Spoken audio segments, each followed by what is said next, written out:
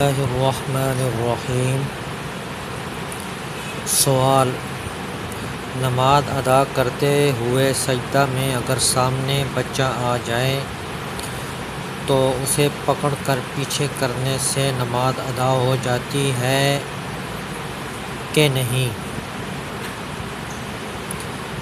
جواب: نماز کے دوران عمل کثیر یعنی زیادہ عمل کرنے سے نماز فاسد ہو جاتی ہے، اور عمل کثیر کی فقہا نے 3 تشریحات ذکر کی ہیں۔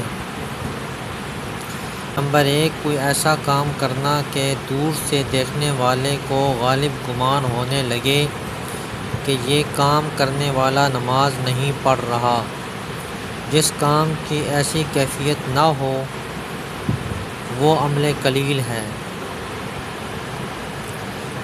نمبر 2، جو کام عام طور پر دو ہاتھوں سے کیا جاتا ہے، مثلاً عمامہ باندھنا، ازار باندھنا وغیرہ، یہ تمام کام عمل کثیر شمار ہوتے ہیں۔ اگر یہ کام ایک ہاتھ سے کرے تب بھی یہ عمل کثیر کہلائے گا، اور جو کام عام طور پر ایک ہاتھ سے کیا جاتا ہے وہ عمل قلیل شمار ہوتا ہے۔ اگر یہ کام 2 ہاتھوں سے کرے تب بھی عمل قلیل ہی کہلائے گا۔ نمبر 3، نماز کے کسی ایک ہی رکن میں 3 مرتبہ حرکت کرنا، مثلاً 3 مرتبہ خارج کرنا یا 3 مرتبہ ٹوپی سیدھی کرنا وغیرہ، یہ عمل کثیر ہے ورنہ عمل قلیل ہے۔ فتاوی شامی۔ ان میں راجح پہلی تفسیر ہے کہ دور سے دیکھنے والے کو یہ غالب گمان ہو کہ یہ شخص نماز نہیں پڑھ رہا۔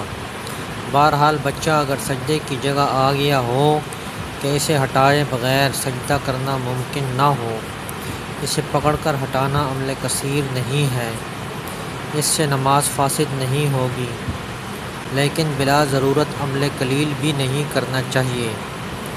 لہٰذا اگر بچے کو ہٹائے بغیر سجدہ کرنا ممکن ہو تو پھر اسے نہ ہٹائے فقط، واللہ اعلم۔